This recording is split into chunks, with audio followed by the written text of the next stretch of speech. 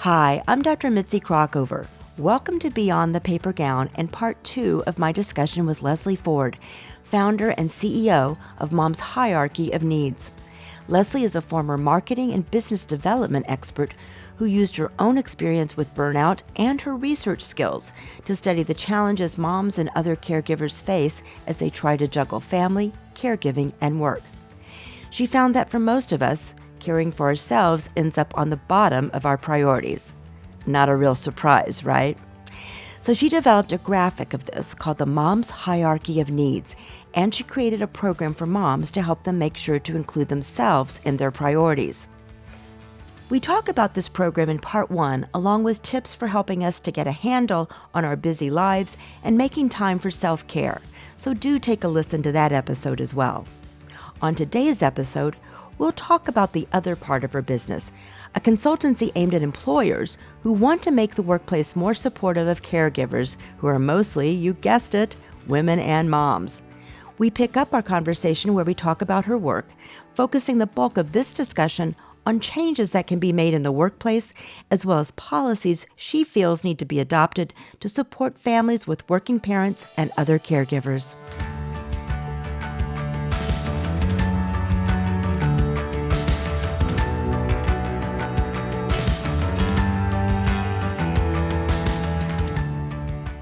On the mom side, my focus is really motivation, education, and activation. What I encourage moms to do is to ritualize self-care and think of it as a daily part of life, and to begin to ritualize boundary setting and think of that as a daily part of life. And start with the relationships or the environments where they feel safest and where they feel that they can confidently do that. And then work toward the environmental factors that might be preventing them from doing that. On the other side of my business, which is where I spend a lot of time, is in organizations. So I have the majority of the revenue part of my business is going into environments like, Fortune 500 companies. I'm going to have my first hospital system soon. All so right. Some healthcare facilities, which I'm pretty excited about. Absolutely, because, healthcare providers or anyone in the healthcare system is facing such burnout and such challenges. 100%. Well, what I see there, and interestingly, 22% of the moms in my current study work in healthcare. And this is my study that started March 30th of 2020 and is now in wave 9, has over 3,500 parents who've participated. Wow. And so it is the longest trending look at the very strange last few years that we've had. But it's a huge amount of people in healthcare. The next biggest category, perhaps not surprisingly, is education, with 20% of the sample. So what I hear from the moms in healthcare is that not only has everything about their jobs changed, everything, Yes. due to the pandemic, that they are now in environments that are even more short-staffed than they were before. If they're doctors, nurses, or other clinical staff, they feel like distraught, morally distraught, about not being able to provide the patient care that they want to be able to provide. And they feel trapped between a profession that they love and that they believe in, with the inability to care for their own families the way they want to, or the inability to care for their own health the way they want to, or even the inability to extend what they know to be right to patient care in some cases. So all of those things, I think, have put moms in healthcare in this incredible state of stress and disconnection. And in any environment, I think what happens, frankly, every employment environment needs to change. But healthcare sets the tone for everybody else. So you have now a health system who has hopefully seen the benefit of that and engaged you. So what do you do for employers? Well, there's a few different things that I do. There's one hospital system that I met with recently where their employees are like 76% women. Right. And the average age is like 40. So knowing just the stats, right? You have a very high percentage of mothers. So they recognize that care is really critical. And wellness programs to support their business resource groups or their affinity groups for working parents, which means programming that really allows people to have a safe space where they can have open conversations about the challenges of childcare, the challenges of integrating work and life, the challenges of self-care, the challenges of boundary setting, what to do when you have a manager who doesn't get it. Because there's so many managers, which I'll talk about next, because that's a whole other place.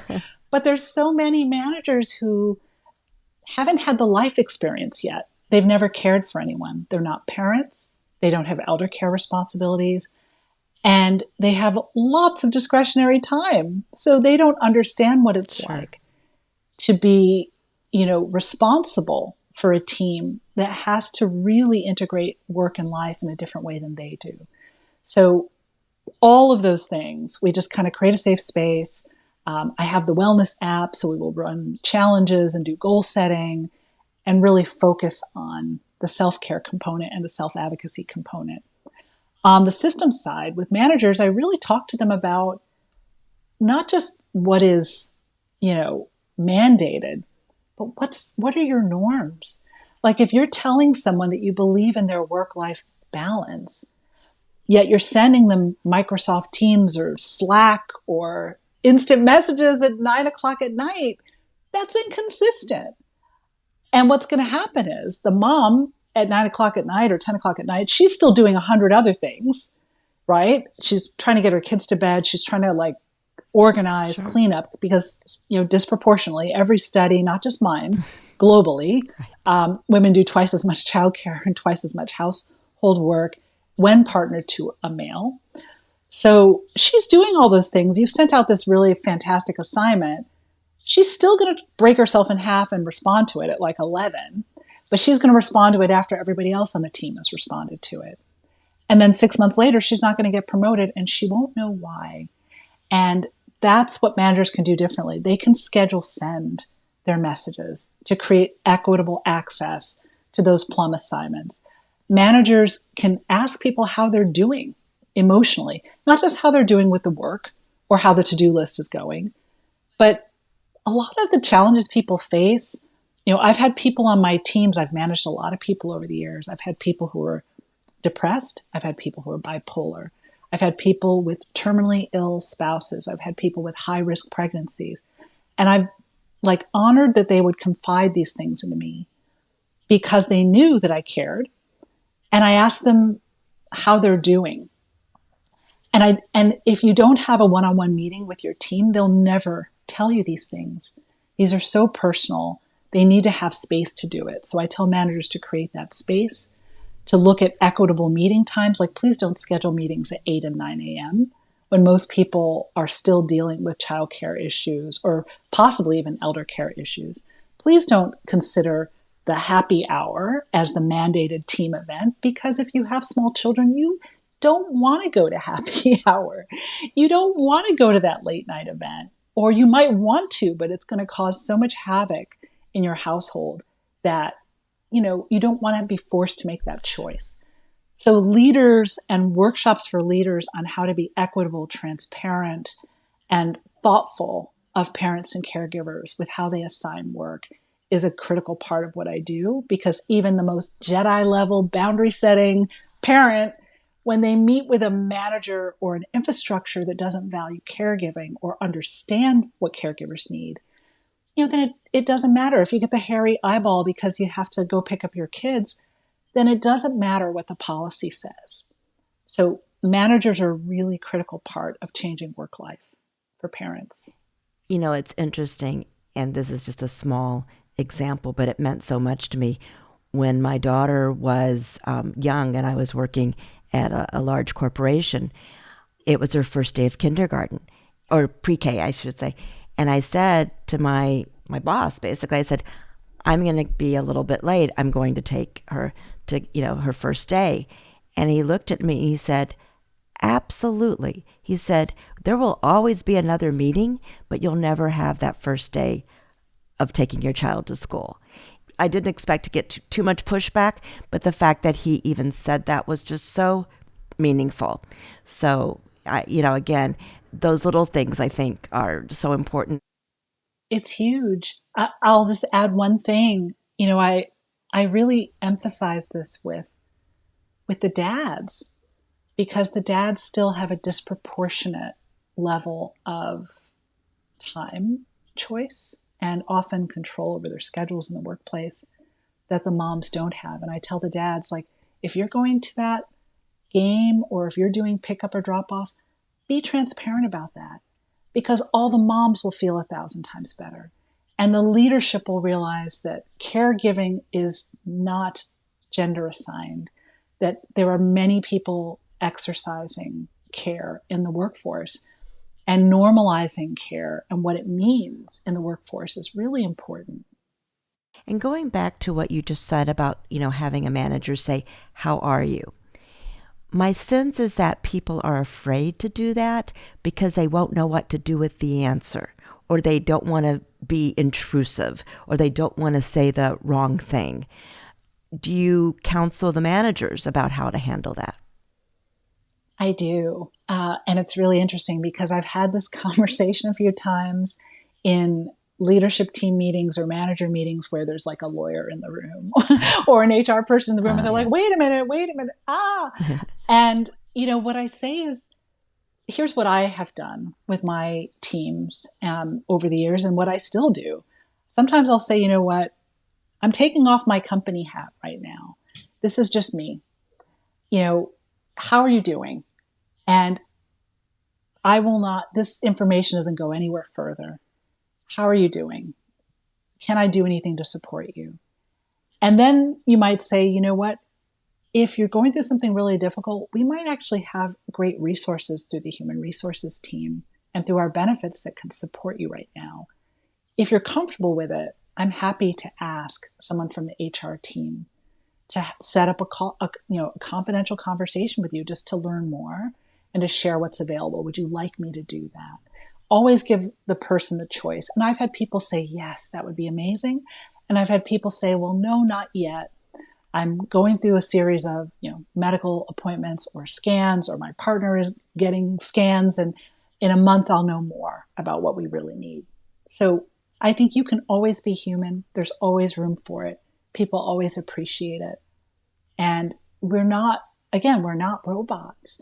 I mean, that's what makes work meaningful and enjoyable, that you get to build these relationships with people. So I'm a huge proponent of allowing people to have that space and then giving them agency over how you would like to act, how they would like you to act on that information, or if they don't want you to act on that information.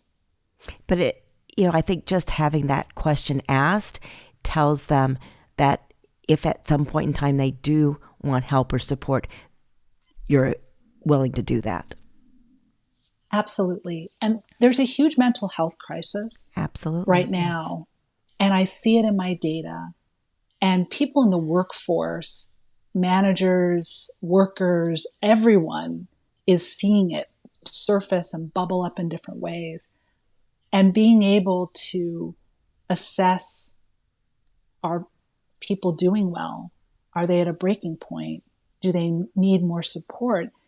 That may not have been something a manager would have thought about even 10 years ago. But that side of leadership, I think, is really important now. There are times that people need kind of a bridge or a path to kind of take them from a really difficult place to a better place. And employers already are supporting, they're paying for the health insurance, they're supporting the healthcare costs. In many cases, they're helping to subsidize childcare or elder care costs at some level. So they're a stakeholder, and they can be an ally in this process for people. Absolutely. I'm a board member of the Black Women's Health Imperative, and they have done a lot of work to focus on the workplace. And you might think, why? What does health and work have to do with it? And you've certainly alluded to that as well. And for Black women, one of the, biggest places of stress is the workplace. And we saw during the pandemic that there felt like it was felt like there was a relief in actually working at home as opposed to going to work. Why is that important? Again, you've talked about this.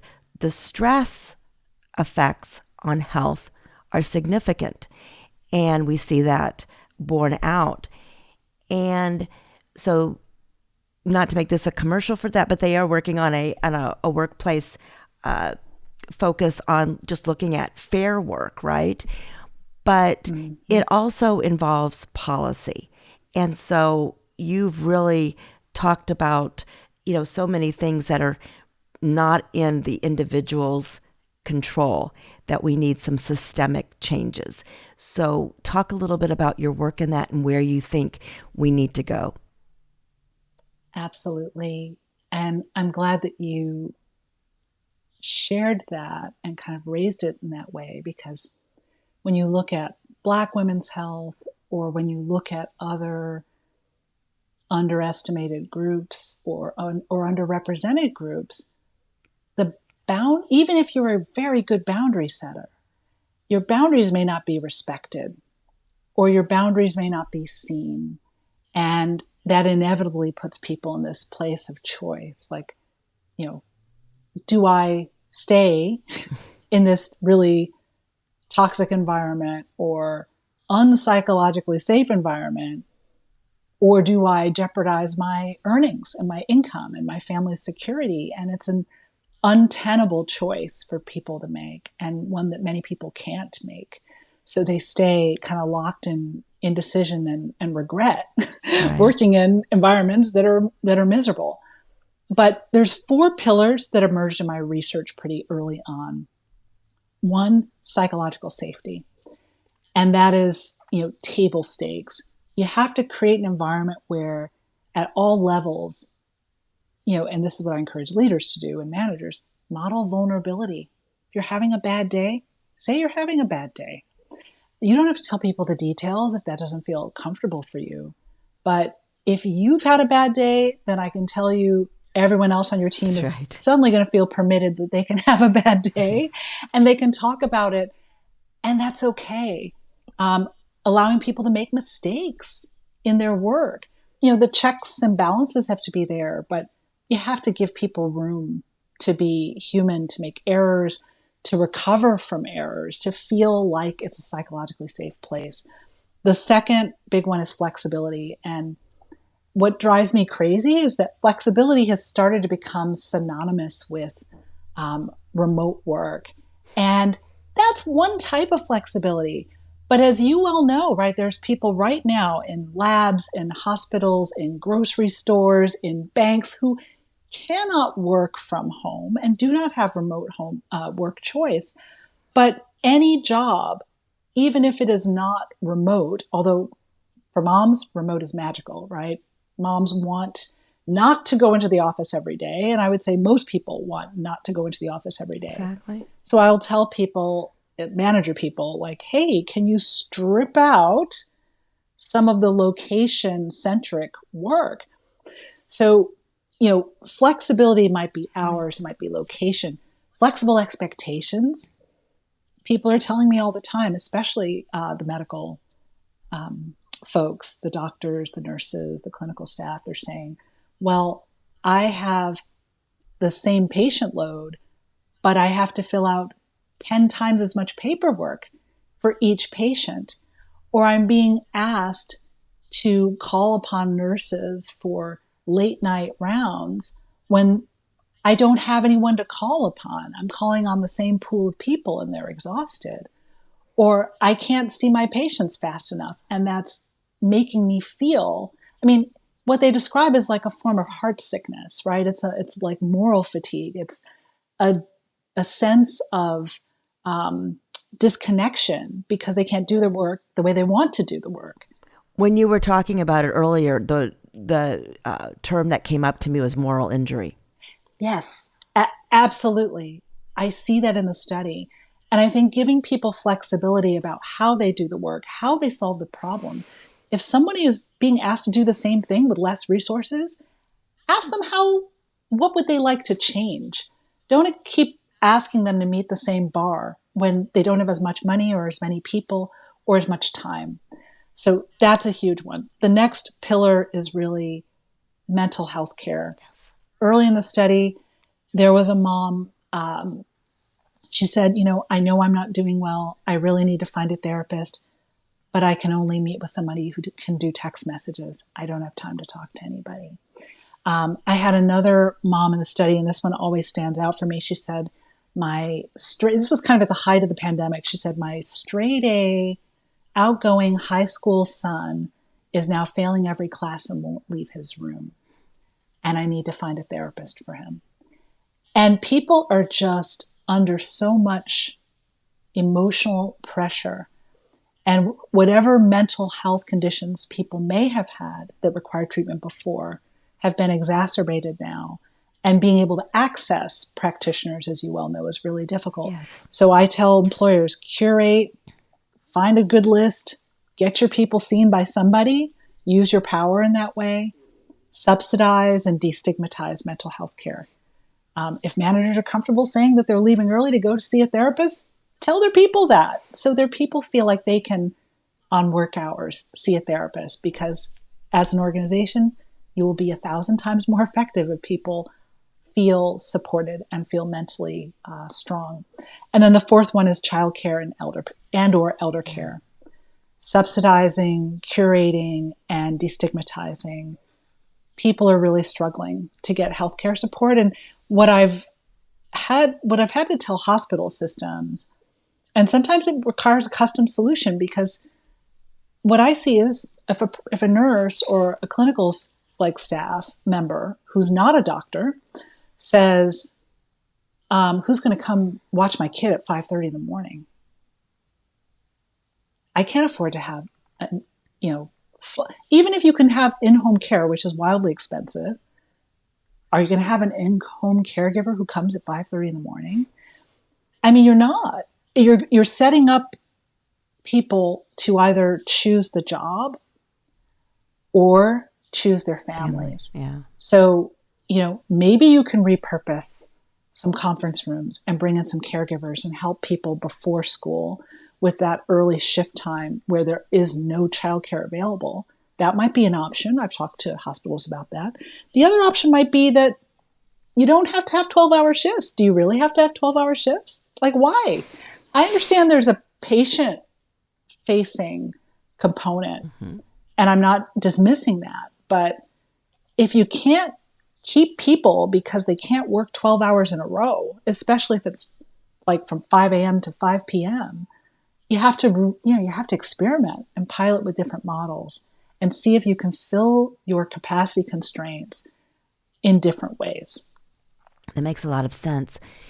So taking it back to the individual and the moms and caregivers that are listening today,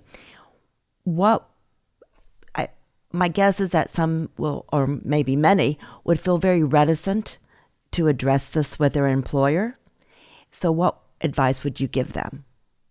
I'm glad you asked that question. There's strength in numbers. And if you have an employee resource group or a business resource group or an affinity group for parents or caregivers or moms or women or BIPOC employees, right, which many organizations do, start there. If you don't feel like you can have a psychologically safe conversation with your manager or your leadership team, start with that group and say, I'm really struggling with the fact that my shift starts at 5:30 in the morning and I don't have childcare and I don't have local family. How are other people dealing with this? Has anyone else raised this? As a group, could we talk about getting coverage for these unusual hours? That can be the pathway to have a psychologically safe conversation and feel like you have a safe space to do some problem solving around work-life integration. So that one's really key. I think the other is also having some conversations at home. Inevitably, because we're doing all the things, and we're overwhelmingly responsible for all the unpaid things, most of the moms in my study are partnered. And in many cases, they are reluctant to have uncomfortable conversations with their partner about sharing the workload, changing the workload, reassigning work. And at every stage of our kids' lives, they need different things. And it becomes cognitively much more demanding as they get older and much more complicated as they get into school and then they have activities. But, you can't just set it and forget it with your household setup. You have to revisit your support every time your workload changes. So that includes your partner. I say outsource, spouse source, or eliminate. If you cannot spouse source and you cannot outsource, and you do not have grandparent care or local family or neighbors that you can do some swaps with, then, consider eliminating things from your list. Consider saying no, or consider saying no for a season. All of those things, I think, are within some degree of control to improve daily life. And if you're really struggling, as I tell people, because I see that people are really struggling, like, have a conversation with somebody, even if you don't have a paid therapist, somebody you trust, a close friend, a family member, maybe it's your journal. But if you're not doing well, have conversations with people that you're not doing well, where you feel psychologically safe to do so, and start to look at the tweaks that need to happen. Look at the friction points in your day. I tell people this all the time too. Where do you feel the most miserable, right? Is it the meltdown, the witching hour after a certain time when the kids are hungry and they haven't had dinner yet, or they have to go to bed? Or is it early mornings that are a complete mess? Or is it Saturdays where you are so exhausted, but there's like soccer and all of these things that have to happen? Whatever those friction points are, you know what they are because they happen all the time. Document them. Think about a different way to do them. Like, does my kid have to be in 5 different activities? Could I have a conversation with my kid that says maybe 2 activities every season, or you pick the 2 you really care about? Or does my partner have to sleep in while I lug the kids to... No, my partner does not have to sleep in. So whatever that is, right? Start to have those problem-solving conversations. It dawns on me that one of the other challenges, I think, for many of us is the guilt. The guilt about saying no. The guilt about not being there for the game. So do you have do you have an antidote for that? Oh, yes. Oh, the guilt. The guilt is, my daughter just, this was last week. She says, she's 9, by the way. She just turned 9. You never have any time. You never have any time for us, Mom. Oh. Of course, my heart sank into the floor. But I had to ask her what she meant by that. And then I had to kind of reframe it a little bit for her and for myself. I said, sometimes you're asking me a question. You want something from Mommy, but it's, you just came home. You want me to do something. You want me to get the next Warriors book for you. And it's 4:30. And in the olden days, before 2020, I would have been at the office and you wouldn't have seen me. And we wouldn't have had that conversation at 4:30. But now I'm working at home most of the time. So you're actually seeing me more, but you're running into the fact that I'm not available at all times because this is the kind of thing I do and this is the work I do. And so we had a good discussion about it. I don't know if I changed her mind or changed her perception because she's 9 and very headstrong, but that was a conversation that I had to have with her that helped me express my concern, helped me express how I'm protecting family time for both kids and for the family, and hopefully reframe it a little bit, maybe for her and certainly for myself. So I think that sometimes you have to really break down where is the truth and what is just your story that is the guilt-tinged story. Guilt is the number, I think at some points in the study, now again, this is in wave 9, it's been running for, over 3 years, but right now in the wave 9, I ask a question about like, what's standing between you and self-care, basically. I'm paraphrasing. But guilt about not being fully available to their families has been number 1 at times, and followed closely by guilt about not being available to their colleagues. Childcare is in the top 5. Have no time, Right. is also in the top 5. But guilt is right up there as a major barrier. So it's huge. When you were talking about how you dealt with it with your daughter, I thought that's such a great role modeling activity that you just went through. And I've said that again also for self-care, and I've realized it myself. I've gone, and without, doing anything. And it wasn't until recently I thought, gosh, I really wish I had shown my kids that it's okay to take care of yourself, that it's okay to have some time to yourself. And so I think that's so important. Absolutely. And because we want them to model it Exactly with their children. And they can understand it at a certain age. And I tell people, even if their children are really little and they can't understand it, if you can't say, mommy's going for a run right now, and I know you're sad about that, but I will be back in a half hour. Like it's really, in the long run, is it good for your child if you don't go for your run? It's not, right? Exactly. If your health isn't strong, because parenting is no joke. If your health isn't strong to get through all the things we have to go through, that's still not good for your kids either. I also encourage people from a guilt standpoint to really think about, who are your role models? Who are you spending time with? And are you having real deal conversations with the other moms in your life? Because when people ask me, they'll say, oh my gosh, you're doing so much and you do so much work and you do all this writing and it looks like you just do everything. I'm like, no. Let me explain. I have a system for dinner. I have a nanny. I haven't painted my nails in about 5 years. My hair is pulled back. And yes, I make my kids bread, but I'm often doing that at 10 o'clock at night. And that's just because I have this thing about chemicals, right? But that's my thing. So I'll just tell people the real parts that they don't see so that they can normalize. I'm making trade-offs. They can decide what trade-offs they want to make, but we're all making some sort of trade-off.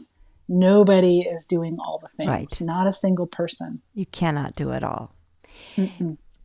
Jumping to the larger picture, what would you like to see in policies that could help support moms? Such a good question. Paid leave. I was really sad when we didn't get protected paid leave in the United States.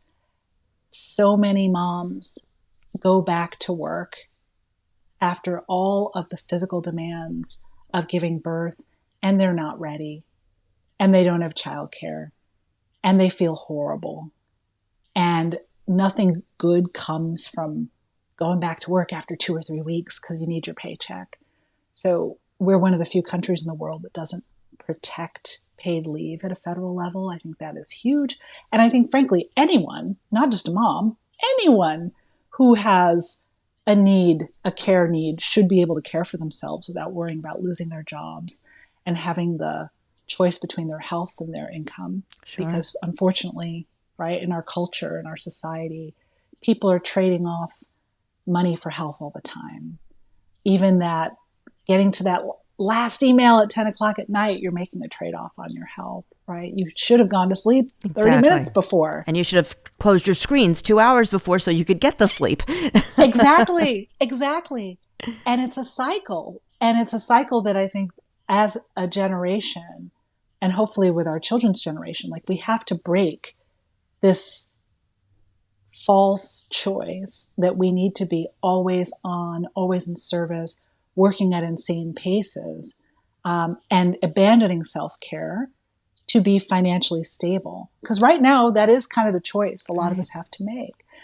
So that's a big one. The other policy, I think, universal pre-K, I mean, why not? The cost of childcare is what pushes a lot of women in particular, but caregivers in general, out of the workforce. Before the pandemic, it's like 43% of mothers will pause their careers or exit their careers altogether within the first year of having a child. I mean, almost half. And that shouldn't happen unless people really want that. But a lot of people are making that choice for financial reasons, for care reasons, not having options. So just having a structure for preschool that people can trust, their kids are in good hands, that they're learning and they're safe, and they have childcare coverage, I think would be incredible. You know, the other thing that comes to mind, I think that we have to allow people, this is my little thing, but I experienced it firsthand and I see it in my study. There's a huge amount of maternal bias. Mothers who are pregnant, expectant mothers who are pregnant, mothers with young children are pushed out in many cases of their jobs, in their whatever level that they're in, they're being pushed out more readily. Like, bias is rampant. And I believe that we should have, although I know it's radical to say employment contracts like other countries, but we should have some mandate that there's at least 90 days or 180 days from the time someone is let go in a job to when they lose their health insurance, and they lose their benefits, and they lose their ability to have, or when the clock starts ticking on their severance, because severance has become a thing of the past for a lot of industries. So when moms get pushed out, and I've seen this happen, and I've seen this in my study, pregnant, 6 months, 7 months, 8 months pregnant, pushed out of a job. Like, how do you get a new job? How easy is that? It's not easy. What does that do to your family if you don't have savings or generational wealth? Like, it doesn't bode well for families when that happens. So those are the types of supports I would love to see put in place. Beautifully said. Leslie Ford, CEO and founder of Mom's Hierarchy of Needs, thank you so much for being with us today. Thank you.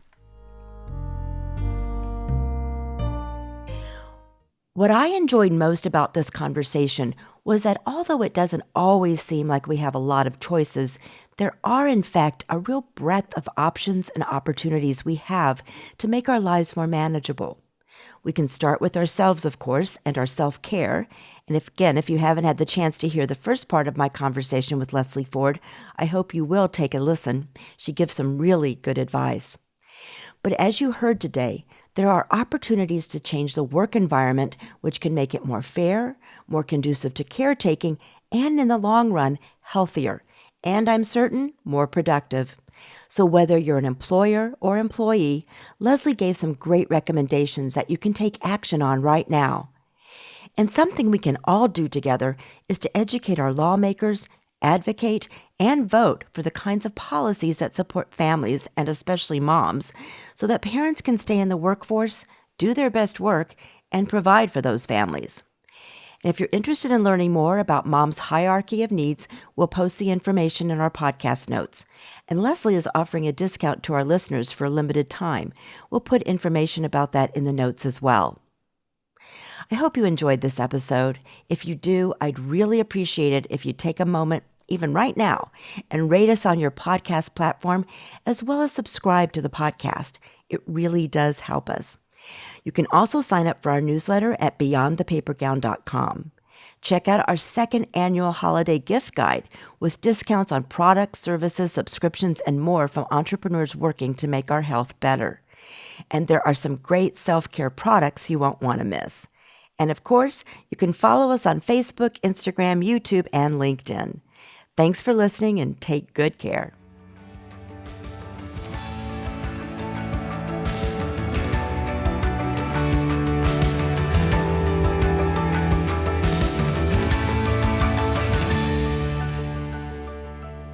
Our podcast is produced by Patrick Shambayati and me, and our associate producer is Kyla McMillian.